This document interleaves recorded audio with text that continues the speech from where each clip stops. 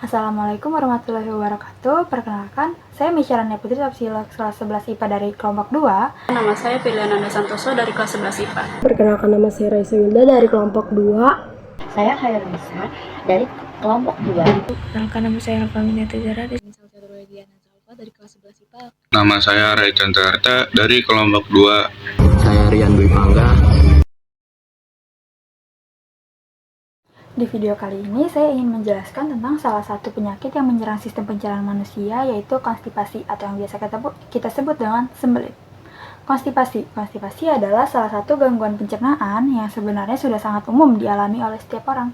Kondisi ini disebabkan oleh penurunan aktivitas usus. Gejala sembelit umumnya diawali dengan keluhan susah BAB. Kondisi yang dikategorikan dalam sembelit adalah ketika seseorang BAB dengan frekuensi kurang dari 3 kali dalam seminggu. Konstipasi paling sering terjadi ketika kotoran atau tinja bergerak terlalu lambat melalui saluran pencernaan atau tidak dapat dikeluarkan secara efektif dari rektum. Ini dapat menyebabkan tinja menjadi lebih keras dan kering. Penyebab konstipasi pada setiap orang berbeda-beda. Di antaranya yang pertama ada jarang bergerak, pola makan yang kurang baik, dan stres berat. Konstipasi termasuk kondisi kesehatan yang dapat dicegah. Caranya adalah dengan melakukan beberapa upaya seperti yang pertama, memperbanyak konsumsi serat dari sayur, buah, beras merah, sereal, biji-bijian, serta kacang-kacangan. Yang kedua, memenuhi kebutuhan cairan dengan minum air putih setidaknya 1,5 sampai 2 liter pada setiap hari. Yang ketiga, menghindari makanan yang mengandung sedikit serat seperti makanan olahan dan daging. Yang keempat, berolahraga secara rutin setidaknya 30 menit dalam setiap hari. Yang kelima, tidak menunda-nunda buang air besar. Pengobatan konstipasi bertujuan untuk mempercepat pergerakan tinja dalam usus agar lebih mudah dan lebih teratur dikeluarkan. Metode pengobatannya antara lain perbaikan gaya hidup, konsumsi suplemen serat, dan juga operasi. Penyakit apendisitis. Apa sih penyakit apendisitis? Yaitu kondisi ketika usus buntu meradang dan penuh nanah. Nah, biasanya dapat menyebabkan rasa nyeri. Apa sih yang dimaksud dengan usus buntu? Usus buntu adalah sebuah kantong yang besar yang tidak diketahui manfaatnya. Radang usus buntu diawali dengan nyeri di dekat pusar, lalu menjalar ke sebelah kanan. Nah, kondisi ini sering disertai mual, demam, nafsu makan yang rendah, terus bisa juga menyebabkan menggigil.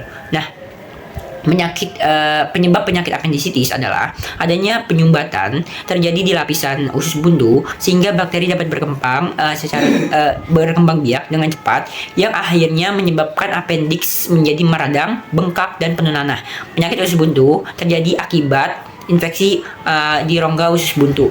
Nah, cara mencegahnya kita bisa yang pertama memperbanyak konsumsi makanan sumber serat dari buah dan sayuran.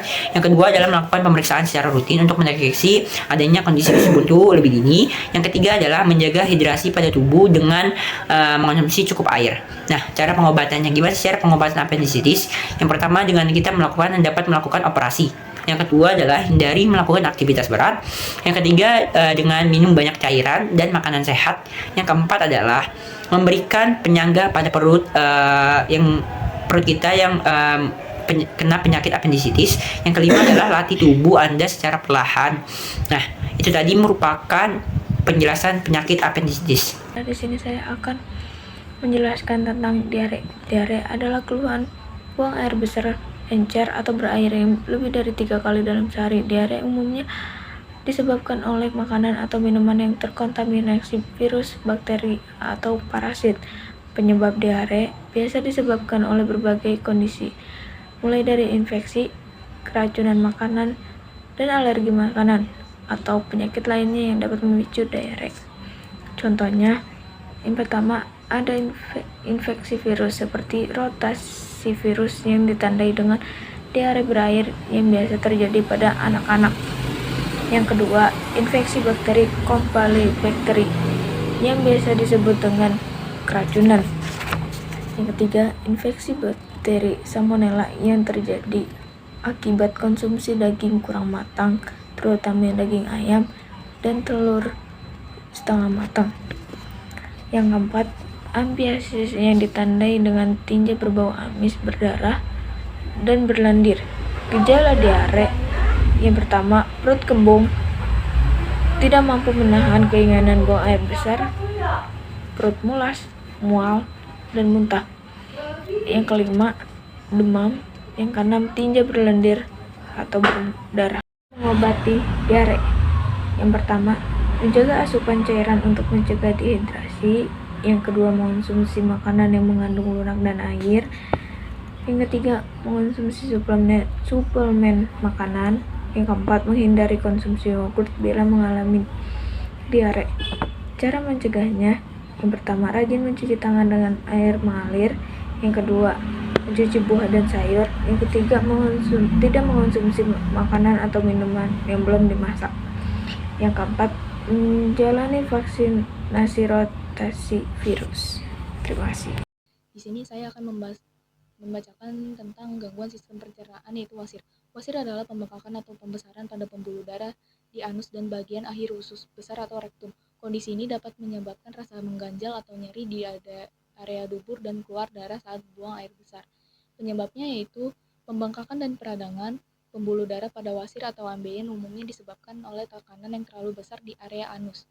Pencegahan wasir yaitu ada mengkonsumsi makanan tinggi serat, minum air putih yang cukup yaitu 2 liter sehari, tidak mengenjan terlalu kuat saat BAB, tidak menunda BAB, berolahraga secara rutin, membiasakan berdiri dan bergerak atau berjalan-jalan sejenak, memakai pijakan kaki untuk meninggikan posisi tungkai bila menggunakan toilet duduk agar BAB bisa lebih mudah. Cara pengobatannya itu ada obat-obatan medis. Dokter akan mungkin memberikan salep yang mengandung zat aktif untuk mengurangi peradangan. Yang kedua yaitu ada prosedur medis. Jika wasir telah memasuki tahap yang paling parah, dokter akan menyarankan untuk melakukan tindakan medis sesuai dengan kondisi masing-masing pasien.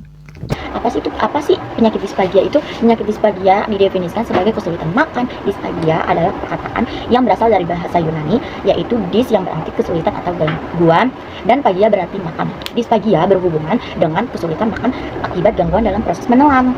Penyebab disfagia. Penyakit disfagia itu biasanya sering terjadi pada lansia dan bayi, atau mereka yang mempunyai gangguan pada otak dan syarafnya. Dan penyebab kelainan pada penyakit ini yaitu dia kelainan pada otot dan syaraf di daerah tenggorokan pada atau benda. Disfagia dalam keadaan normal, seseorang juga tersedak saat makan, meski makanan bisa tersangkut selama beberapa saat di kerongkongan. Setelah itu bisa lancar kembali dengan mudah. Ada apa saja sih gejalanya? Yang pertama itu ada sulit menelan makanan dan minuman, dan yang kedua nyeri saat menelan, dan yang ketiga makanan terasa tersangkut pada tenggorokan atau dada. Dan bagaimana sih cara pencegahan penyakit disfagia? Jadi sebagian besar orang-orang akan bisa mengubah pola makan dalam porsi kecil tapi sering, dan yang kedua memotong makanan menjadi kecil-kecil dan makan dengan perlahan, dan yang ketiga mencoba makanan dengan berbagai tekstur untuk melihat makanan yang menyebabkan disfagia. Dan yang terakhir, bagaimana sih cara pengobatan penyakit disfagia? Yang pertama, kalian bisa mengganti makanan yang dikonsumsi, dan yang kedua kalian bisa melebarkan area kerongkongan dengan alat khusus yaitu dilasi. Dan yang ketiga, operasi jika terdapat sumbatan pada kerongkongan seperti tumor atau divertikula. Yang keempat, apabila disfagia disebabkan oleh asam lambung, dokter akan memberikan obat-obatan untuk mencegah naiknya asam lambung. Dan yang terakhir, obat-obatan antibiotik untuk mengatasi infeksi bakteri pada kerongkongan. Jadi, itu saja yang dapat saya jelaskan tentang penyakit disfagia. Oke, di video kali ini saya akan menjelaskan tentang penyakit gastroenteritis. Gastroenteritis adalah peradangan yang terjadi pada dinding saluran pencernaan, terutama usus dan lambung. Gastroenteritis lebih sering disebabkan oleh infeksi, virus, dan juga bakteri. Kondisi ini dapat menular melalui kontak langsung dengan penderita atau konsumsi makanan yang telah terkontaminasi. Gastroenteritis adalah gangguan pencernaan yang umum terjadi dan bisa dialami oleh berbagai kalangan usia, baik dari anak-anak sampai orang dewasa. Namun, gastroenteritis lebih berisiko dialami oleh seseorang dengan daya tahan tubuh yang lemah.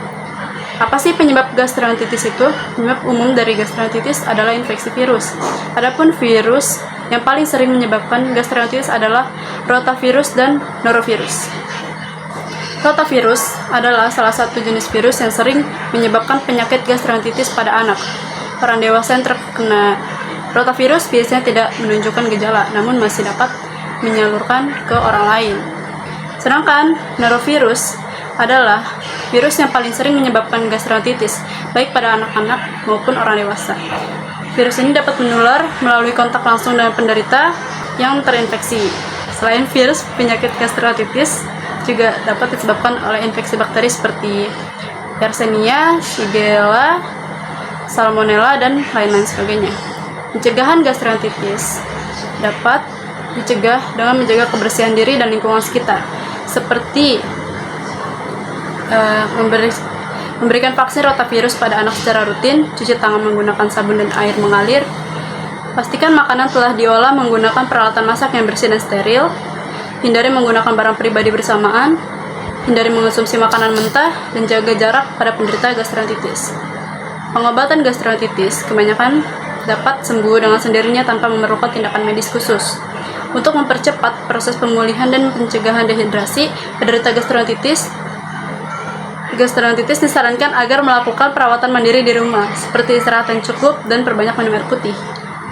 Selain itu, penderita gastroenteritis juga dianjurkan untuk mengonsumsi makanan sedikit demi sedikit agar tidak memperburuk rasa mual dan ingin muntah.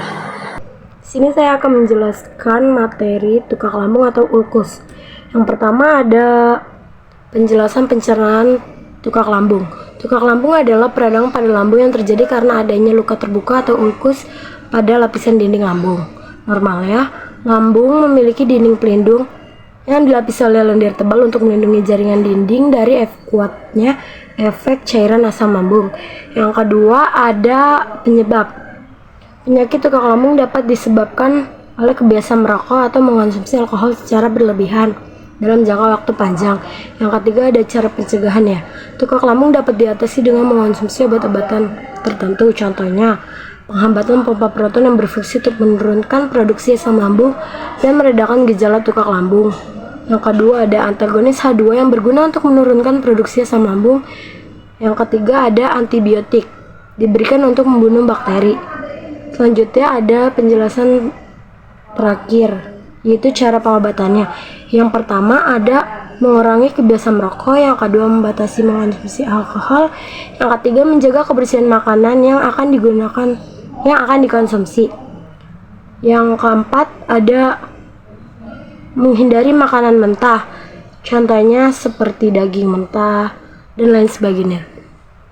Di sini saya akan menjelaskan tentang penyakit kolitis. Apa itu kolitis? Kolitis merupakan kondisi medis yang ditandai dengan adanya inflamasi pada dinding usus besar atau kolon. Kondisi ini dapat menyebabkan gejala seperti diare berdarah, sakit perut, kram, dan kelelahan. Kolitis umumnya terjadi pada orang dewasa, namun dapat terjadi pada anak-anak juga. Penyebabnya yaitu 1. Respon imun yang terlalu aktif. Sistem imun yang terlalu aktif dapat menyerang sel-sel saluran pencernaan, sehingga menyebabkan peradangan dan kerusakan jaringan. Yang kedua, infeksi. Kolitis bisa disebabkan oleh infeksi virus, parasit, ataupun bakteri. Yang ketiga, keracunan makanan. Keracunan makanan akibat bakteri juga bisa menyebabkan kolitis. Yang keempat, kurangnya aliran darah ke usus besar. Kondisi ini disebut kolitis iskemik. Yang kelima, pola makan yang tinggi karbohidrat, lemak, dan gluten dapat meningkatkan resiko kolitis. Cara mencegahannya, yang pertama, menjaga pola makan. Kedua, mengelola stres. Yang ketiga, menjaga kebersihan diri dan lingkungan. Yang keempat, membatasi minuman beralkohol dan berkafein. Yang kelima, minum banyak air mineral. Cara pengobatannya, berikut beberapa obat yang umumnya digunakan untuk mengobati kolitis. Yang pertama ada oralit, yang kedua antibiotik, yang ketiga obat anti radang, yang keempat obat anti nyeri dan anti radang, anti diare. Saya akan menyampaikan materi tentang penyakit gastritis. Gastritis adalah penyakit lambung yang disebabkan karena dinding lambung mengalami peradangan. Itulah sebabnya gastritis sering disebut juga sebagai radang lambung. Penyebab gangguan lambung ini antara lain karena infeksi bakteri Helicobacter pylori, efek samping penggunaan obat antiinflamasi non-steroid, gaya hidup yang kurang baik, hingga stres berkepanjangan. Secara umum, gastritis dibagi menjadi dua jenis, yaitu yang pertama ada gastritis akut, adalah peradangan pada lapisan lambung yang terjadi secara tiba-tiba. Gastritis kronis terjadi secara perlahan dan dapat berlangsung dalam waktu yang lama. Gastritis kronis juga menimbulkan nyeri yang lebih ringan dibandingkan dengan gastritis akut, tetapi munculnya lebih sering dan dapat terjadi dalam waktu yang lebih lama. Gangguan lambung ini sebaiknya segera ditangani dengan tepat, oleh karena selain beresiko menyebabkan kanker perut, gastritis juga bisa menyebabkan pengikisan lapisan lambung. Akibatnya, lambung terluka dan mengalami pendarahan. Apa sih penyebab penyakit gastritis ini? Oke, pada umumnya gastritis disebabkan oleh beberapa faktor seperti infeksi bakteri, Helicobacter pylori, penggunaan obat-obatan tertentu, konsumsi alkohol berlebihan, stres berlebihan, hingga penyakit autoimun. Teman, bagaimana sih cara mencegahnya? Oke, di sini saya akan menjabarkan bagaimana cara mencegahnya. Yang pertama, menghindari tidur setelah makan, mencuci tangan dengan air mengalir dan sabun untuk menghindari infeksi bakteri, membatasi asupan minuman berkafein dan beralkohol, dan yang terakhir, berkonsultasi dengan dokter sebelum mengkonsumsi obat pereda nyeri. Teman, bagaimana sih cara pengobatannya? Ya, yang pertama itu makan dengan porsi sedikit namun lebih sering. Yang kedua, menyusun pola makan teratur. Yang ketiga, hentikan kebiasaan merokok. Yang keempat, menghindari makanan pedas, berminyak, dan asam. Yang terakhir, mengatasi stres dengan tepat.